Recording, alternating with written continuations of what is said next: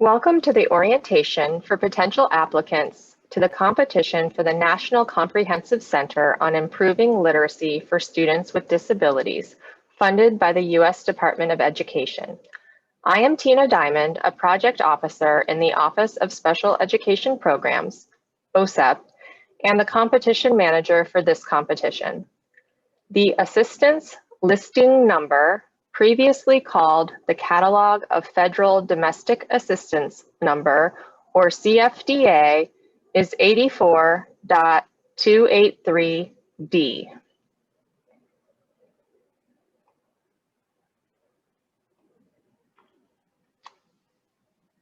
Next slide.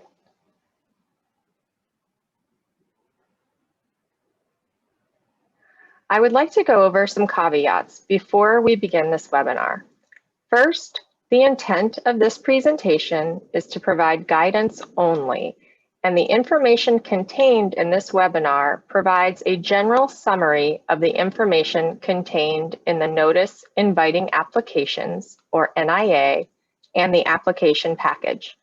Therefore, it's important that all prospective applicants read the entire notice, application package, and any additional relevant information. In addition, applicants are encouraged to listen to a more general webinar entitled Applying for Office of Special Education Programs Discretionary Grants for an orientation to the overall application submission process. That webinar can be found at osepideas.org, the same location that houses the link to this recording. Slide 3.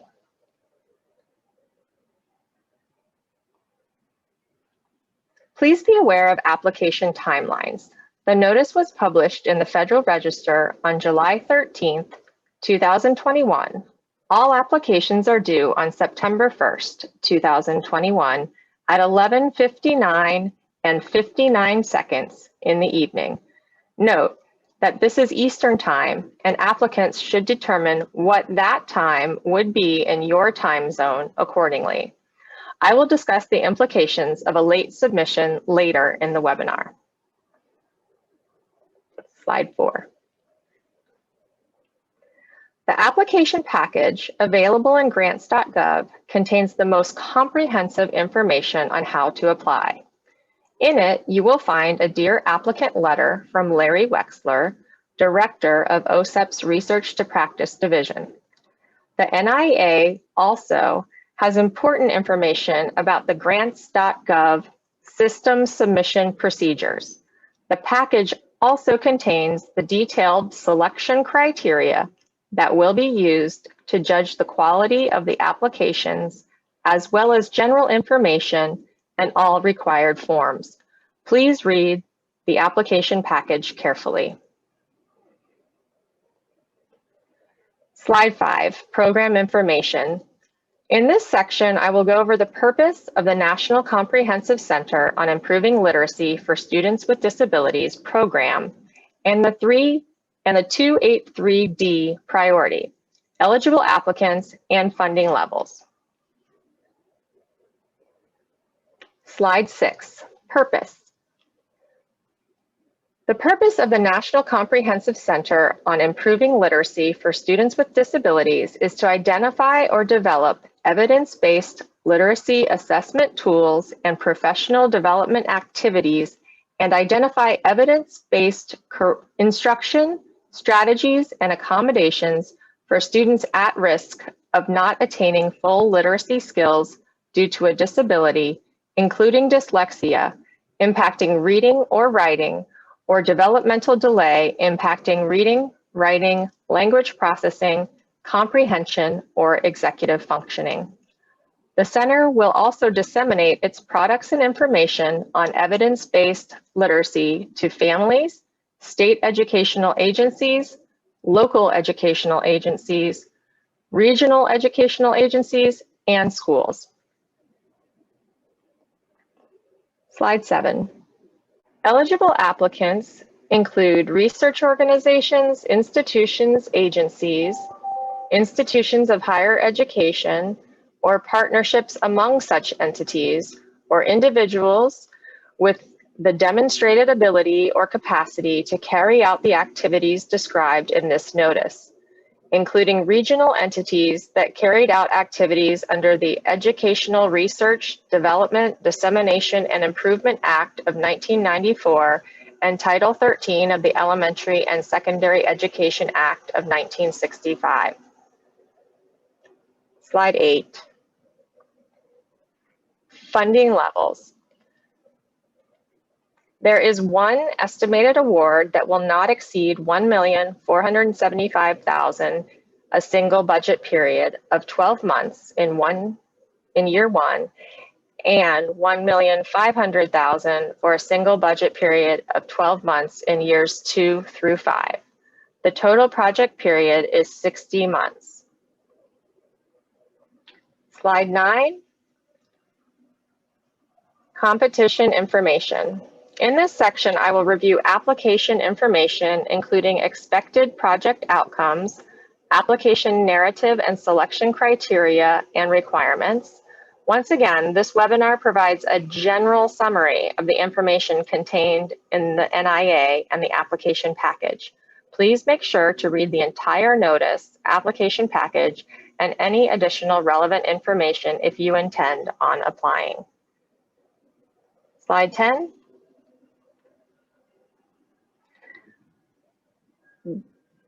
There are 5 required activities for the center. A, identify or develop free or low-cost evidence-based assessment tools for identifying students at risk of not attaining full literacy skills due to a disability, including dyslexia, impacting reading or writing, or developmental delay impacting reading, writing, language processing, comprehension, or executive functioning. B, identify evidence-based literacy instruction, strategies, and accommodations, including assistive technology, designed to meet the specific needs of such students. C, provide families of such students with information to assist such students. Next slide.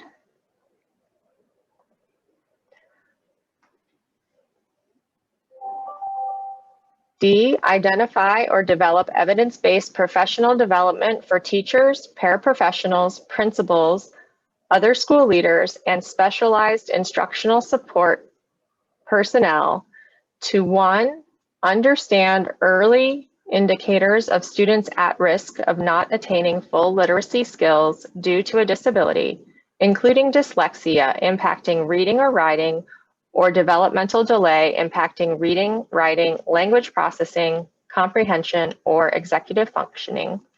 2, use evidence-based screening assessments for early identification of such students beginning not later than kindergarten. And 3, implement evidence-based instruction designed to meet the specific needs of such students. And next slide.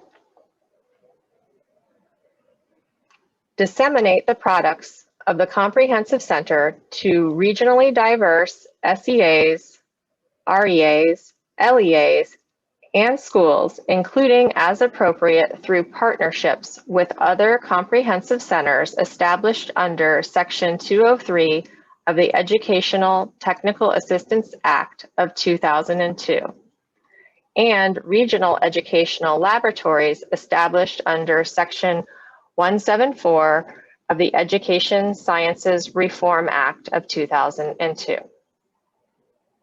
Slide 13. The notice lays out how the application narrative should be divided into 5 sections, which correspond to the selection criteria. These sections are significance, quality of project services, quality of the project evaluation, adequacy of resources and quality of project personnel, quality of the management plan.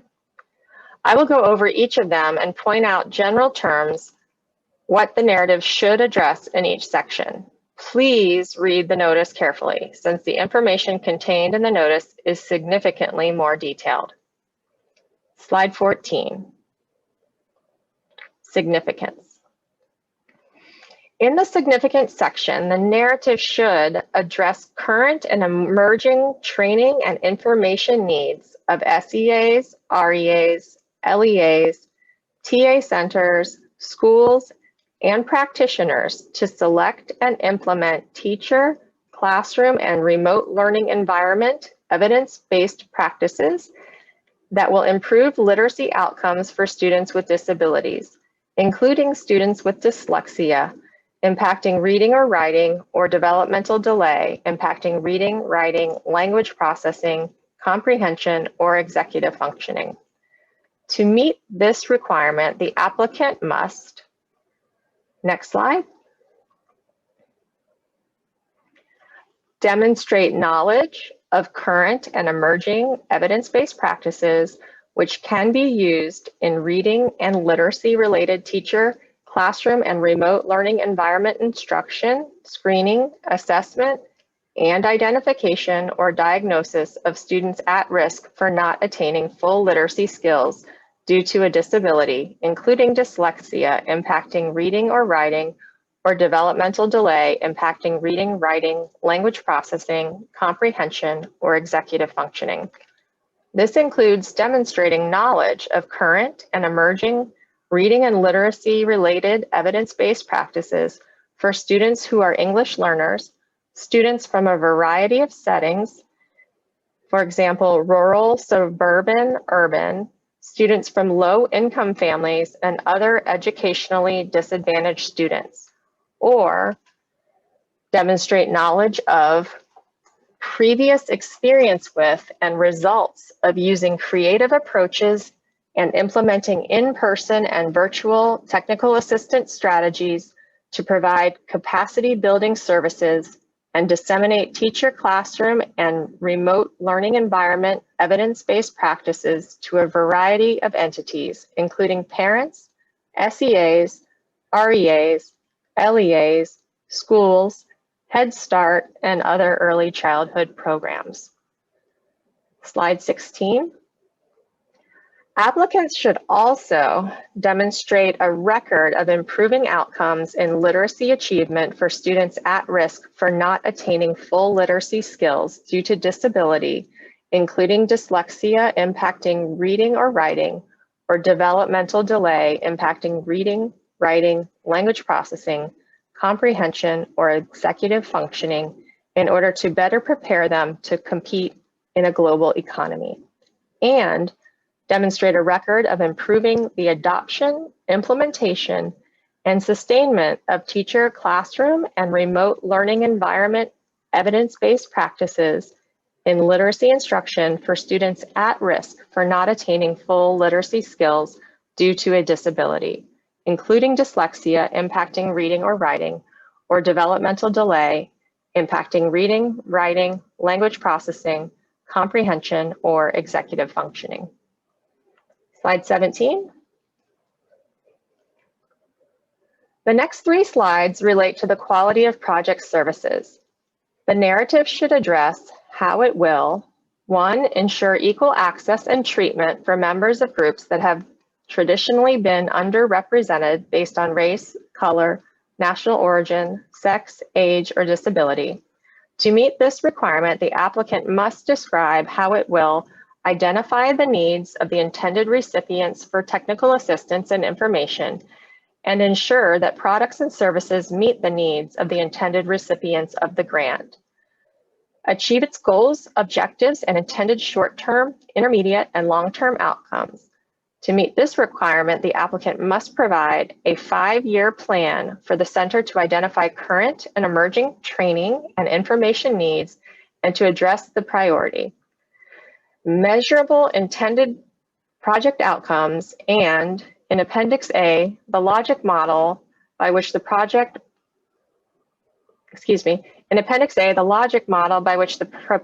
project will achieve its intended outcomes that depicts at a minimum the goals, activities, outputs, and intended short-term, intermediate, and long-term outcomes of the proposed project.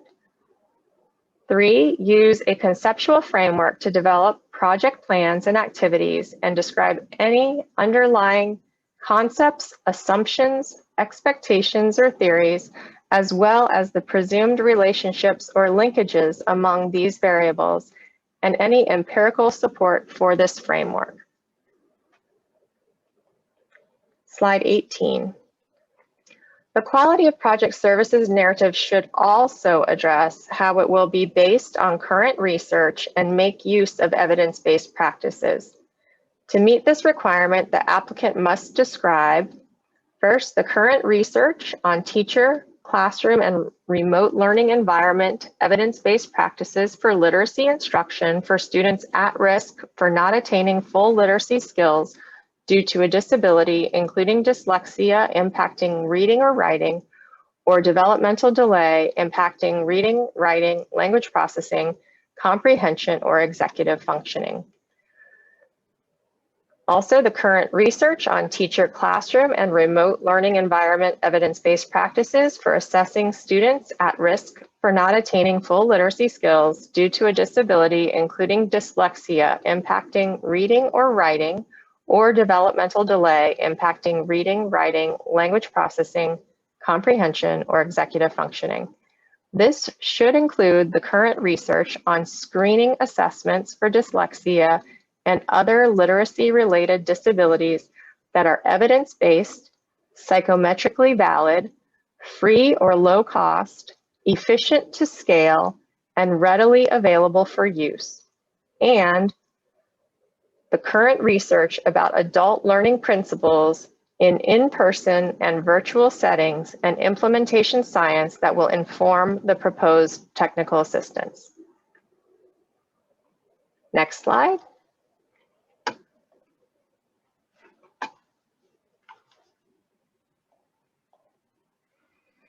The quality of project services narrative should also address how it will develop products or refine and update publicly available existing products, and provide in-person and virtual services that are of high quality and sufficient intensity and duration to achieve the intended measurable outcomes of the proposed project. To address this requirement, the applicant must describe how it will identify or develop and expand the knowledge base in teacher, classroom, and remote learning environment literacy instruction for students at risk of not attaining full literacy skills due to a disability. Proposed approaches to universal general TA, targeted specialized TA, and intensive sustained TA. Partner with other organizations as outlined in the NIA, and develop a dissemination plan that describes how the applicant will systematically distribute information, products, and services to varied intended audiences using a variety of in-person and virtual dissemination strategies to promote awareness and use of the center's products and services. Slide 20. Quality of the project evaluation. In the narrative section of the application under quality of project evaluation, include an evaluation plan for the project developed in consultation with and implemented by a third-party evaluator. The evaluation plan must articulate formative and summative evaluation questions, including important process and outcome evaluation questions that are linked directly to the project's proposed logic model. Describe how progress in and fidelity of implementation, as well as project short-term, intermediate, and long-term outcomes will be measured to answer the evaluation questions. Describe strategies for analyzing data and how data collected as part of this plan will be used to inform and improve service delivery over the course of the project, and to refine the proposed logic model and evaluation plan, including subsequent data collection. Provide a timeline for conducting the evaluation and include staff assignments for completing the plan. The timeline must indicate that the data will be available annually for the annual performance report, also known as the APR, and dedicate sufficient funds in each budget year to cover the costs of developing or refining the evaluation plan in collaboration with a third-party evaluator and the costs associated with the implementation of the evaluation plan by the third-party evaluator. Slide 20. In the adequacy of resources section, the narrative should address how the proposed project will ensure equal access for employment for all, including those who are members of groups that have traditionally been underrepresented based on race, color, national origin, sex, age, religion, or disability.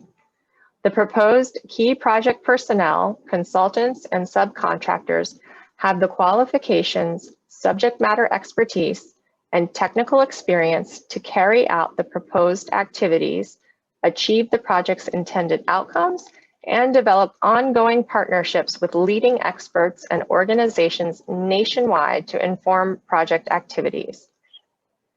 The applicant and any key partners have adequate resources to carry out the proposed activities, and the proposed costs are reasonable in relation to the anticipated results and benefits.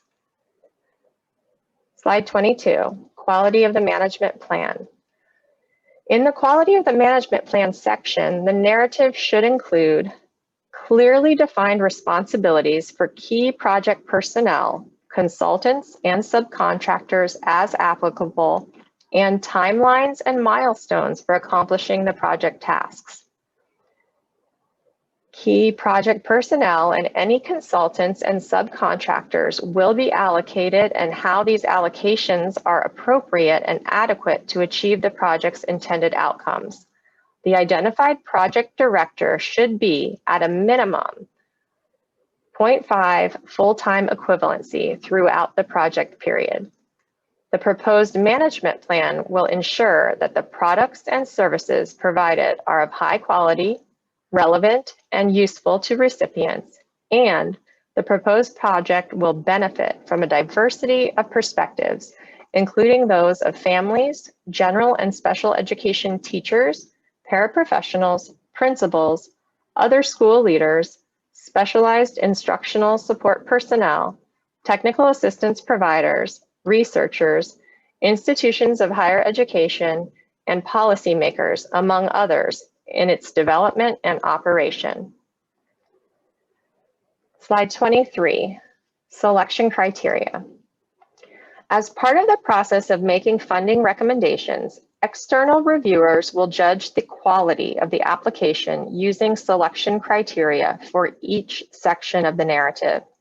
Each application can receive up to a total of 100 points, with significance receiving up to 10 points, quality of project services up to 30 points, project evaluation 20 points, adequacy of resources and quality of project personnel 20 points, and quality of the management plan up to 20 points.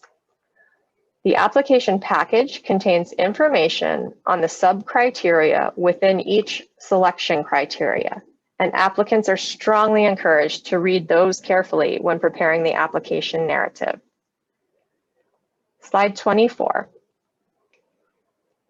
Application requirements. In addition to the narrative, there are application requirements. Appendix A should contain 1, the logic model by which the proposed project will achieve its intended outcomes that depicts, at a minimum, the goals, activities, outputs, and intended short-term, intermediate, and long-term outcomes of the proposed project. 2, a conceptual framework to develop project plans and activities and describe any underlying concepts, assumptions, expectations, or theories, as well as the presumed relationships or linkages among these variables and any empirical support for this framework. 3, personnel loading charts and timelines as applicable to illustrate the management plan described in the narrative. 4, a letter of agreement from each partnering organization or consultant The letter of agreement should clearly specify the role of the partnering organization or consultant and the time needed to fulfill the commitment to the project. And 5, an assurance to assist OSEP and OESE with the transfer of pertinent resources and products, and to maintain the continuity of services to target audiences during the transition to this new award period and at the end of this award period as appropriate.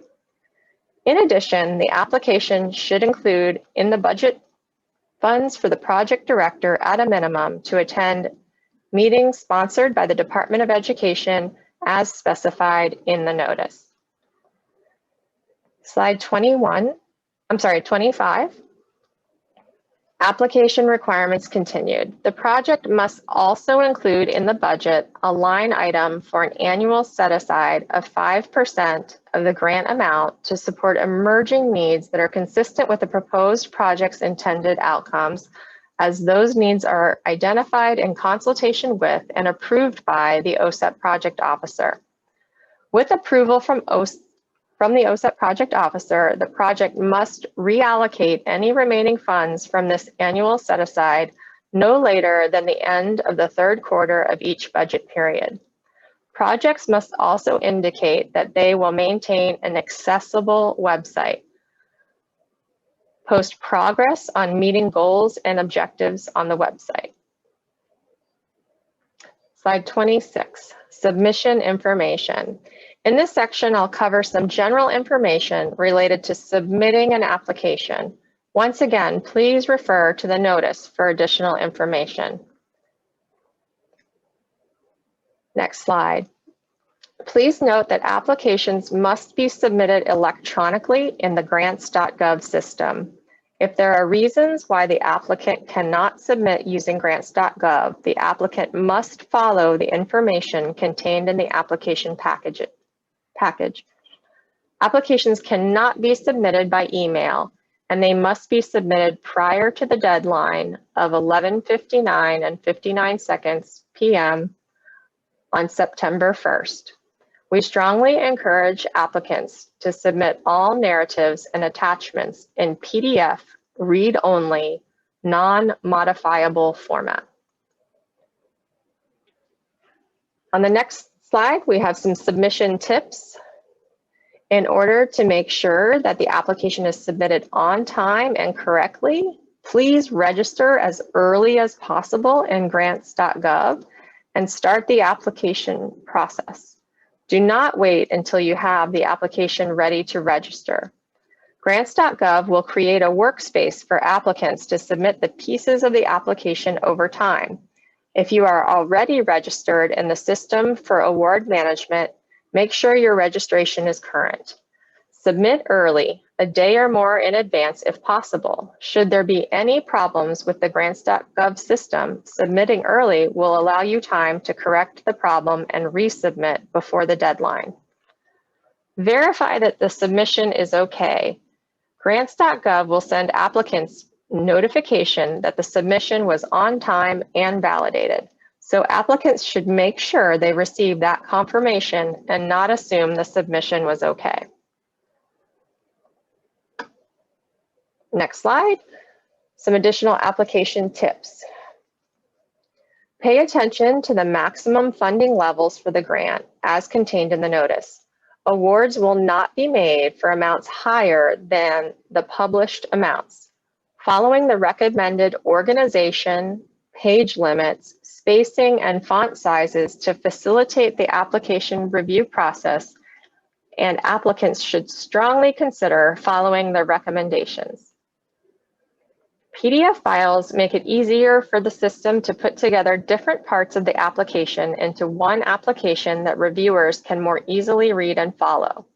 The grants.gov submission procedures and tips for applicants is found in section B of the application package, and it can be extremely helpful for submitting the application in grants.gov.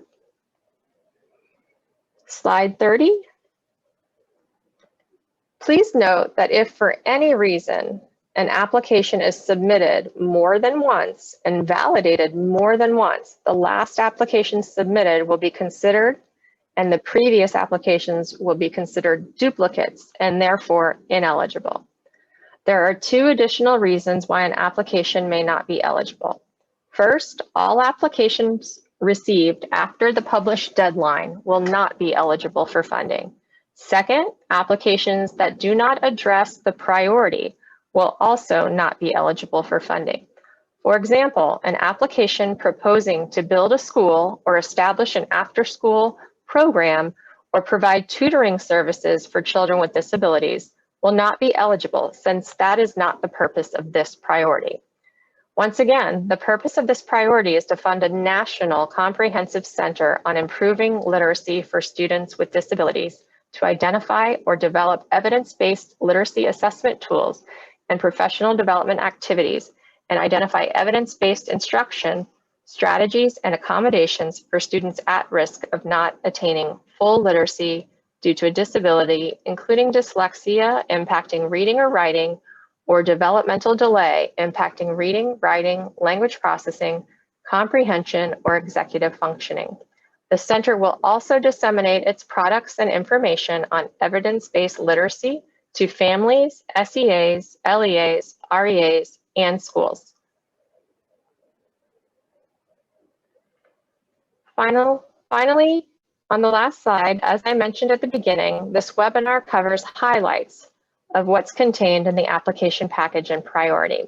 If you have additional questions, please contact me by email at christina.diamond@ed.gov, which is the preferred approach. You can also contact me by phone at 202-245-6723. Thank you.